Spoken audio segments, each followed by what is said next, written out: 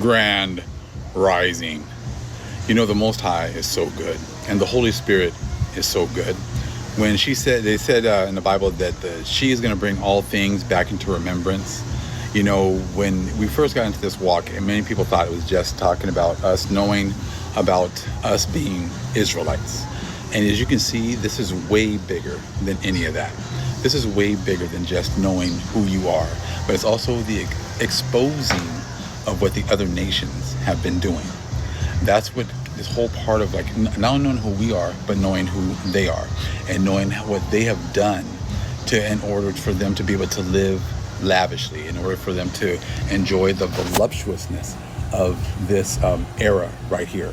So, you know, I did a video yesterday talking about this silver tsunami, and we talked about the $17 trillion that they are about to send to their heirs, that the baby boomers born in the 1940s up until the 1960s, and how they're going to transfer $17 trillion to their heirs, right?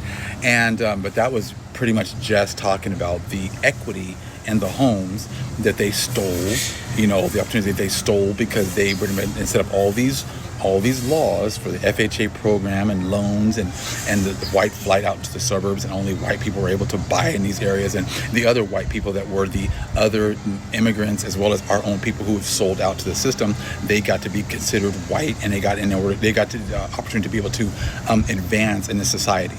You know, the whole thing about being white and being black is a social construct. It's not necessarily just about your skin color, okay? Because none of us are black in the first place, right? So a black meaning that we were at the bottom, that we were not considered human, that we were not allowed to have that social mobility upwards. And other people, many people sold out to this system, right? And they were able to be considered white and then be able to actually socially move up.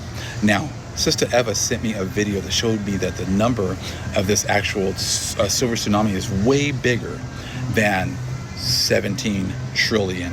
I'm going to play a little bit of the video so hopefully you guys can hear it, because we got a party going on behind me, but so that you can actually hear what the actual number is actually, you know, they're estimated to be. And we know their estimates are lower than this, but remember, again, this is only one generation. This is one generation of wealth transfer. We're not even talking about what's happened since 1492 all the way to this point, and all the land that they've stolen and everything else. But I want to play the video. It's like a newscast from a couple of months ago. Hold on. And it's actually from 4 months ago. So you can see they've been talking about this silver tsunami for a very long time. But the Most High has, you know, it makes them put it out there. But when it's time for us to actually start having these discussions, now all of a sudden it's all coming out. Now check out the numbers that they're talking about for reals. Most of us know people who are baby boomers. That generation makes up a quarter of the population, which is at or near retirement. That's the largest number of retirees in our country's history. KOLO 8 News Now's Terry Russell spoke with an economist at UNR about what it means to our economy and newer generations. A silver tsunami, right? Merrill Lynch cites a study that estimates that over the next 20 years, $86 trillion will flow from the assets of the baby boom generation into the accounts under the management of their children and grandchildren. Parker says this $86 trillion, more than double the national debt. As you can play a little bit more, so I'm going to play a little bit more. Happened because the baby boom generation saw a high birth rate and the lowering of the infant mortality rate. During their retirement, they may choose to hand over funds or do so at their death.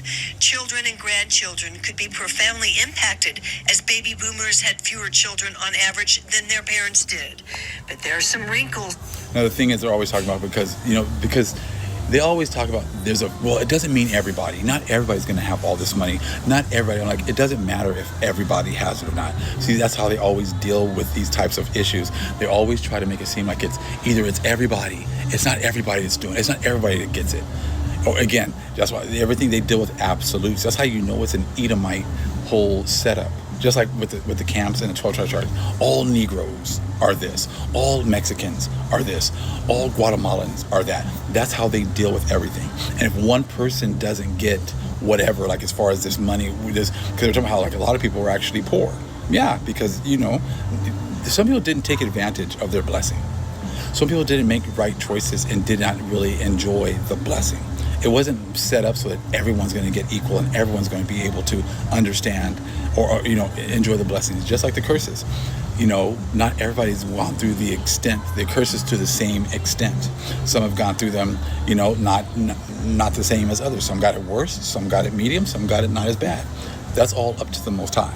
But see, $86 trillion of money transferring now from one generation to the next. And you really think that you can sit here and talk now, all you immigrants who've come over here, and now saying, oh, well, you guys, you just didn't work hard. You didn't do this. You shouldn't even have been able to come over here and establish, yourselves in this country and make all this money and socially climb up the ladder for what reason? What did your great-grandparents, what did your people that were before you, what did your ancestors go through here in America that for some reason America needed to give them opportunities here? If your ancestors didn't go through what we went through, then why is it you got more benefits than we did? See, this is where we are right now. This shows you right now that it's a wrap for you, because the Most High is exposing everything. He's bringing out more and more and more truth that you cannot contend with. You cannot contend with the fact that you came over here and got benefits and you built up this wealth, and now you're passing it down to your children. And you were never legally you were legally allowed to come through here because you joined the Psalms 83 vassal system, but your ancestors did not have anything bad happen to them because they weren't even here. They did not go through chattel slavery. They did not have their land stolen. They did not have their designation taken from them. They didn't have their identity taken away from them. They did not they did not build this country up. They did not work as chattel slavery for hundreds of years. They did not have people, their family members sold here. They didn't have their women violated. They didn't have their little boys and men violated. They didn't have any of that. But for some reason, you seem to think that they get to come over here during this baby boom season and rise up in society, get all of these benefits, and then build up all this wealth and then pass it on to their generation. For what reason? See, and most of you guys are all talking about how you're religious, you're Muslims, you're Christians, you're Catholics. Whatever happened to thou shalt not covet, thou shalt not steal, thou shalt not murder.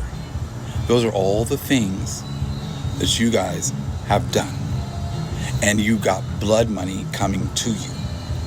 All the while you're telling us that you worked hard for this, and that why should someone who didn't go through slavery get reparations? Well, why does someone who did not go through any of the ill treatment here, why should they be able to get wealth, gain wealth, and pass it down to their future generations? What did they do to be able to get to this point where they can do that?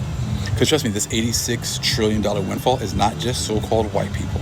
It's also black people, Asian people, Latin people, every single people on the world that came over here, East Indians, Arabs, everybody who came over here and was down with the system. You got a chance to socially move up and get this part of this $86 trillion windfall. And you think the Most High is about to let you transfer that down to your children and you enjoy it? That's not going to happen. That is not going to happen. It's not going to be he said over the next 20 years. You don't got 20 years. As you can see, the sun is already baking people. Check out the video that I put in the section of my video on YouTube, on the community section, talking about how the radiation level is going to be on the June 5th and 11, which is very high. It's very dangerous. It's getting to the point where people are not going to be able to even go outside and enjoy any of their blessings, their ill-gotten gains. You don't got 20 years to enjoy this. I said, this is an absolute wrap for you. All we're doing is just announcing that it's a wrap for you. We're only here to sit here and let you know that the Most High has been watching you, and all the stuff that you've done, all these ill-gotten gains, you're going to have to pay for. And it is not just the colonizers, it's all the people who've been part of Psalms 83. All of you are going to pay.